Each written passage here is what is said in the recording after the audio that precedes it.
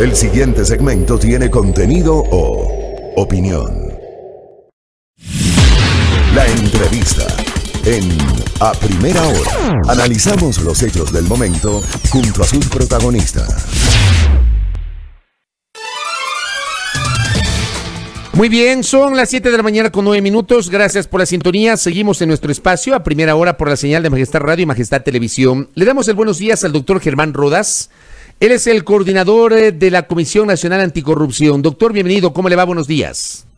Buenos días, Fabricio. Un gusto estar en su programa. Un saludo cordial a los oyentes y a los televidentes. Gracias a usted por la gentileza de atendernos en esta mañana. A ver, doctor, quiero primero, porque vamos a hablar de algunos temas, pero quiero pedirle a usted primero un pronunciamiento sobre lo que está pasando con el proceso electoral, porque entiendo que la comisión que usted coordina, la Comisión Nacional Anticorrupción, ha mirado con preocupación esta indefinición de cara al proceso electoral que no sabemos si finalmente va a ser el 7 de febrero. Doctor, por favor.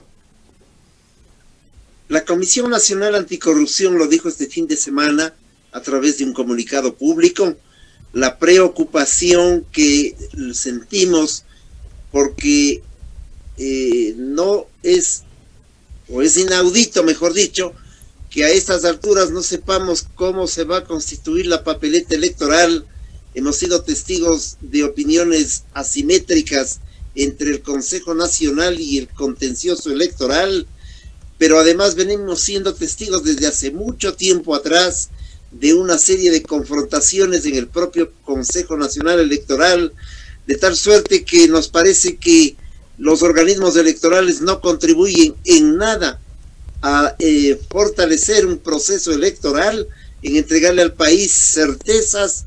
Lo que nos están brindando es un espectáculo que puede llevarnos a decir que estos organismos electorales contribuyen a la desazón democrática, lo cual es muy grave a vísperas de un proceso eleccionario y sobre todo en momentos en el que el país esperaba cordura de estos organismos y de sus máximos dirigentes. ¿Cómo se podría enfrentar esta situación?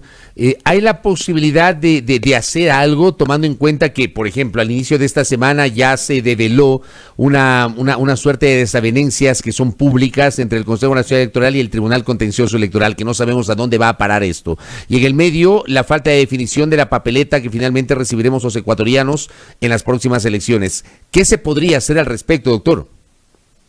Creo que lo más importante es que los organismos electorales se alejen de las presiones de los partidos, de los grupos de poder económico y evidentemente actúen pegados a la ley, porque aquello de pedir elevar a consultas sus discrepancias, hoy la Fiscalía también eleva consulta para saber si puede actuar o no.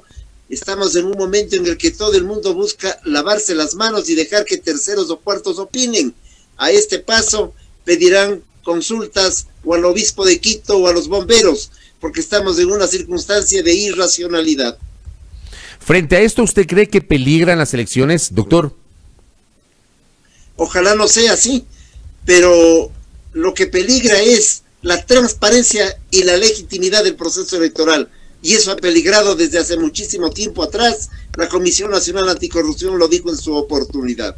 ¿Usted cree que hay base jurídica o hay argumentos para postergar el día de las elecciones previsto inicialmente para el domingo 7 de febrero? No hay bases jurídicas para aquello, definitivamente. De tal suerte que habrá que actuar en función de los mandatos legales. Si se trata de hablar en ese prisma, en esa realidad, en ese marco. Pero yo también me pregunto, si es que nada está listo, si todo es un despropósito, ojalá podamos hacernos el proceso eleccionario sin inconvenientes. Pero me pregunto, si nada está bien, si todo es confusión, pues las cosas tienen que decírselo con claridad, o que no se utilice esto de posponer el proceso como un instrumento de chantaje a todo el mundo. Este es el resultado de una confrontación en donde la judicialización a los partidos políticos ha sido el trasfondo para esconder intereses protervos. Correcto, doctor. Dejo ese tema de lado. Hablemos del otro tema materia de esta entrevista. La postura de la Comisión Nacional Anticorrupción respecto del proceso de venta del Hotel Quito. ¿Qué les preocupa a ustedes sobre este proceso? Hace más de un año nosotros concurrimos así donde las autoridades del IES y les señalamos nuestra indignación por esa venta que había ocurrido hace mucho tiempo atrás. No hubo respuestas, ahora hemos ido a Fiscalía. La Comisión Nacional Anticorrupción actúa de esa manera. Presentamos la denuncia señalando no solo la preocupación, la indignación, sino la constatación mediante una serie de documentos anexos, 200 hojas en documentos anexos, que mediante los cuales demostramos que la venta del Hotel Quito es irregular por varias circunstancias.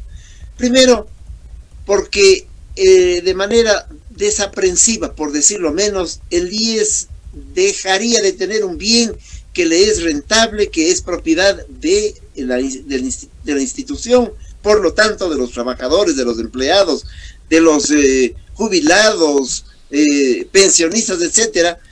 Por una parte aquello, por otro lado se trata de un bien histórico importantísimo de la ciudad de Quito, que para llegarse a esa venta se generaron una serie de acciones como por ejemplo modificación de ordenanzas, etcétera, a nivel de la administración del municipio anterior, y evidentemente sin la transparencia esta venta se produjo con precios irrisorios a una corporación que tiene una hegemonía de un grupo de carácter internacional, un grupo chino que se denomina China Road Corporation, y que evidentemente esta es una corporación que no tiene credibilidad en el mundo de las finanzas y en el mundo de la actividad comercial. Y no solo que no tiene credibilidad, sino que está sancionada. De tal suerte que hay que averiguar qué ocurrió, porque la Comisión Nacional, y con esto concluye esta idea, se pronuncia por la necesidad de revertir esa venta, tanto más que este es un hotel patrimonio de la ciudad. Porque es patrimonio de la ciudad, la comisión fue acompañada y está acompañada en su denuncia por el colectivo Hotel Quito es Quito y diversas organizaciones barriales de la ciudad de Quito. ¿Por qué, doctor, dice que la venta es irregular? Usted habla de precios irrisorios. ¿En cuánto finalmente se vendió el hotel? Entiendo que se vendió en alrededor de 34 millones. Un extraordinario lugar que en Quito tal vez es de los más caros. Primero eso. Sin embargo, ese no es el tema fundamental. El tema fundamental es que para venderlo arreglaron ordenanzas de manera expresa en la administración del municipio anterior. Vendieron parte de una calle, la calle Isabel la Católica. Parte de esa calle ha sido vendida. Fíjese usted, es un sinsentido. Un elemento adicional, esa es una propiedad de los trabajadores que no puede ponerse en rifa.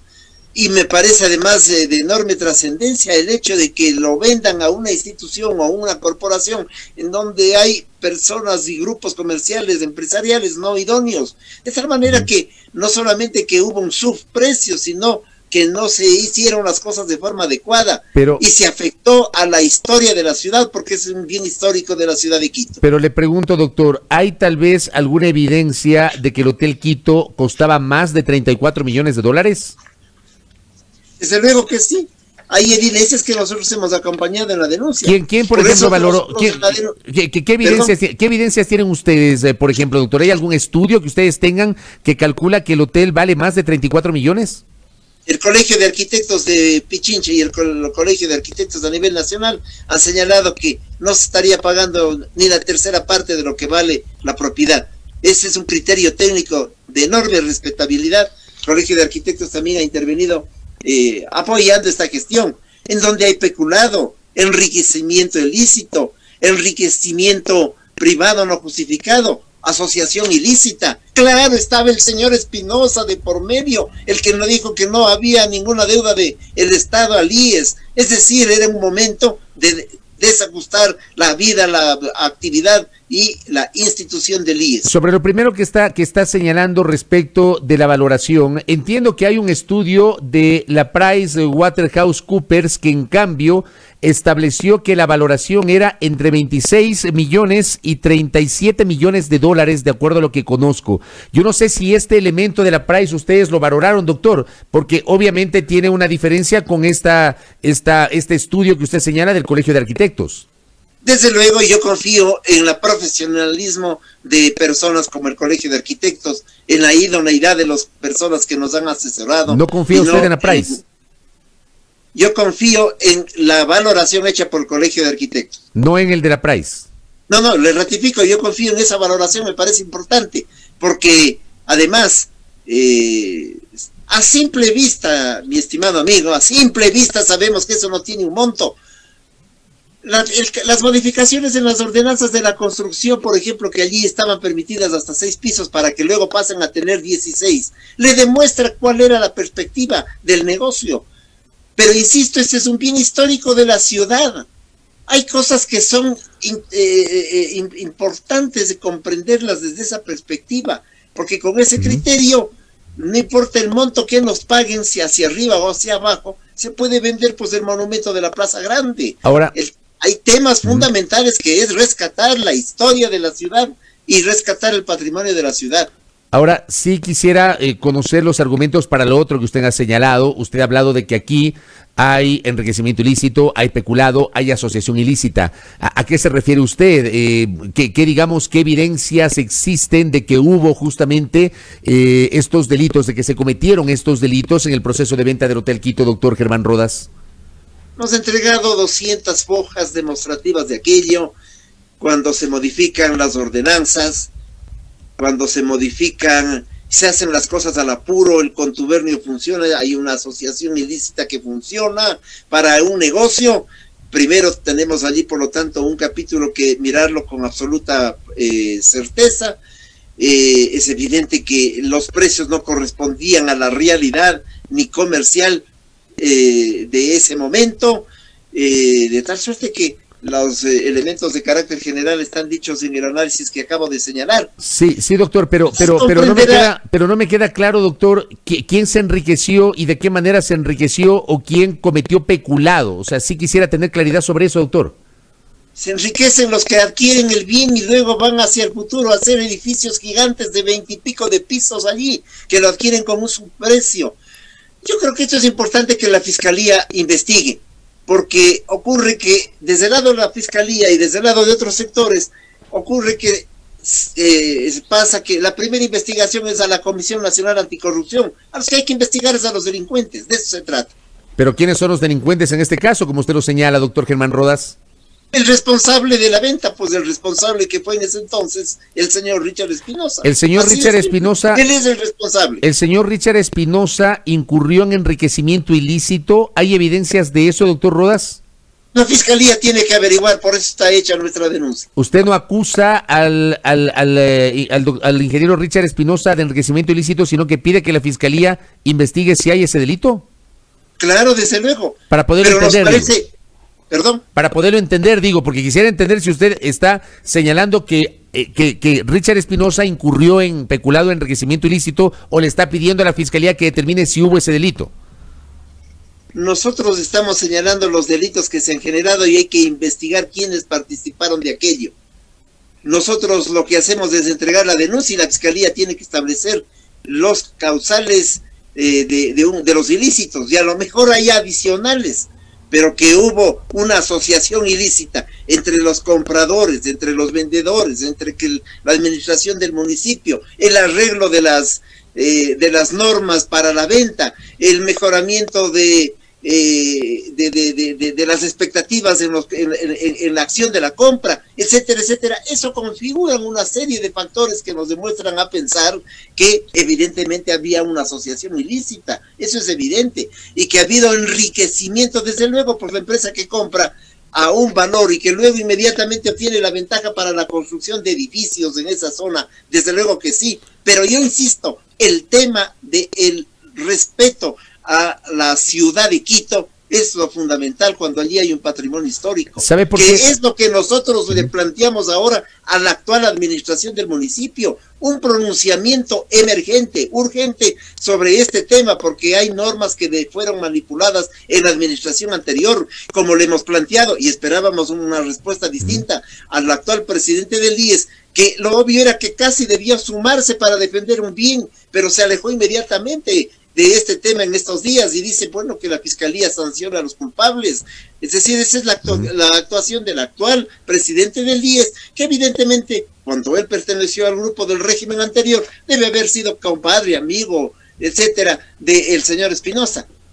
Todo eso tiene que averiguar la fiscalía. ¿Sabe por qué le insisto en el tema del enriquecimiento ilícito? A ver, porque uno entiende que alguien aprovechó una condición de poder o qué sé yo, o su cargo para seguramente, voy a ponerlo así en morocho, facilitar u otorgar un contrato y lograr un resarcimiento económico, es decir, llevarse la plata, llevar una coima o qué sé yo, o sea, y ahí configurar el enriquecimiento ilícito, por mencionar un ejemplo, poniendo una figura más o menos así parecida, o por ejemplo el caso de María Sola Rea, que está sentenciada, está cumpliendo una sentencia sobre la cual se determinó que hubo enriquecimiento ilícito, que los ingresos que ella tenía no tenían relación con los bienes que había adquirido y con la plata que manejaba en sus cuentas, etcétera. Uno entiende que eso es enriquecimiento ilícito y yo le insisto, en este caso hay evidencias, la comisión ha encontrado evidencias que autoridades del Seguro Social que viabilizaron la venta del Hotel Quito lograron, digamos,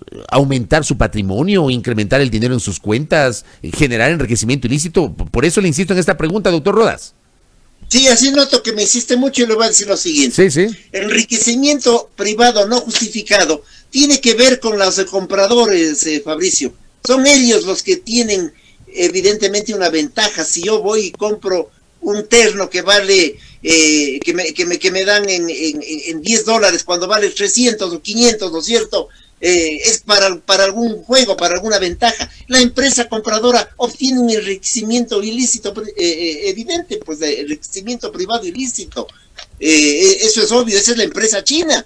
Y nosotros creemos que ese favor fue evidentemente organizado. Porque ¿cómo entiende usted que la administración municipal anterior inclusive a brevedad haga modificaciones para favorecer la venta de esos predios? Les dicen, ya no hay problema, aquí ya no se van a construir 6 pisos, hagan 20, hagan 30, no hay ningún problema. Es decir, allí hay una asociación ilícita.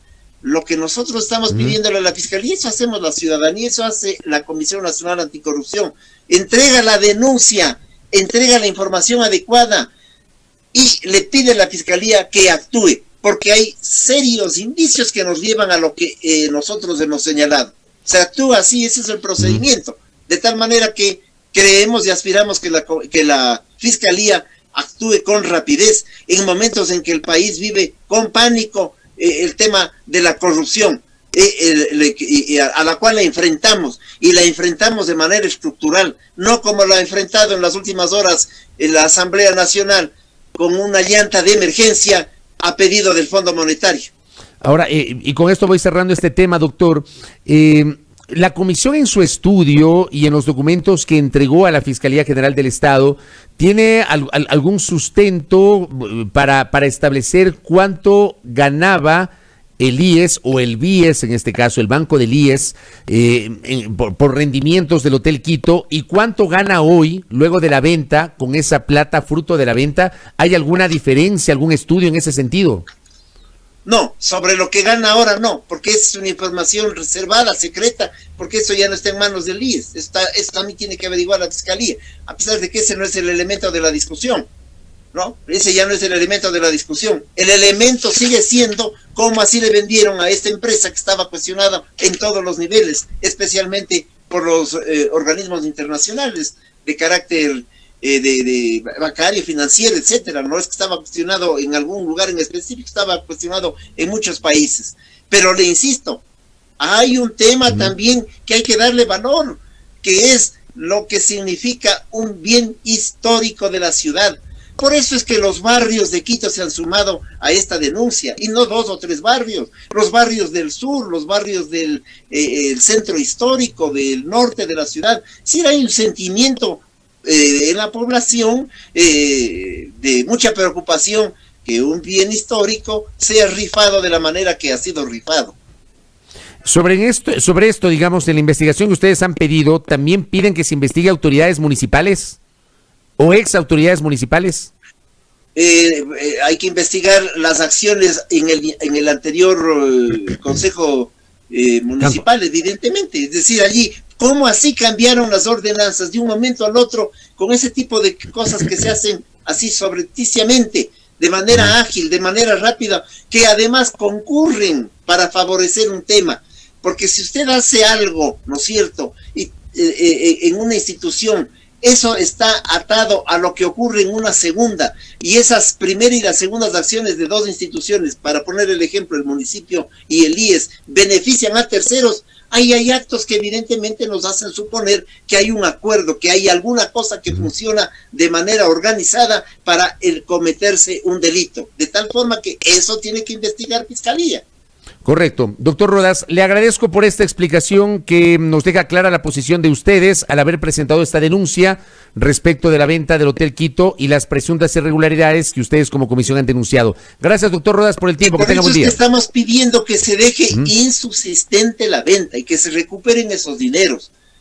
Esa es, en el fondo, el planteamiento también trascendente de la Comisión Nacional Anticorrupción, que mira con enorme preocupación lo que pasa en el país, que está siendo asaltado y que fue asaltado. Correcto, doctor. Gracias por el tiempo. Que tenga buen día. Gracias a usted. Buenos días. Muy amable. Al doctor Germán Rodas, coordinador de la Comisión Nacional Anticorrupción, hablando con nosotros. Primero sobre la preocupación de este organismo en torno a lo que está pasando con el proceso electoral y luego sobre su visión en torno a la venta del Hotel Quito, que están cuestionando justamente, nos ha expuesto los cuestionamientos en ese sentido. 7:30 en A Primera Hora por Majestad Radio y Majestad Televisión.